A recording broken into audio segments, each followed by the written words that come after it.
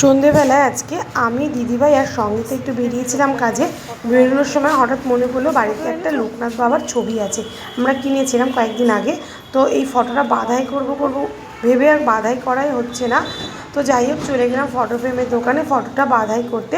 দাদারা বললেন এই ফটোটা লোকনাথ বাবার ফটো ফ্রেমের জন্য একদম পারফেক্ট, দেখুন কি কিউট লাগছে, খুব সুন্দর লাগছে ফটোটা।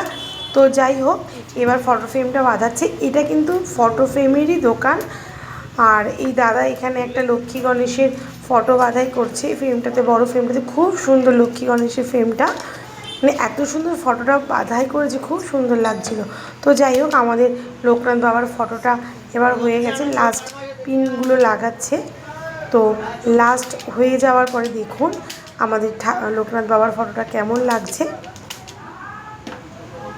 জাস্ট এই কমপ্লিট হলো লোকনাথ বাবার ছবিটা, একদম ফুলফিল কমপ্লিট হয়েছে। এবার বলুন কেমন লাগছে লোকনাথ বাবার ফটোটা ফ্রেমে লাগিয়ে।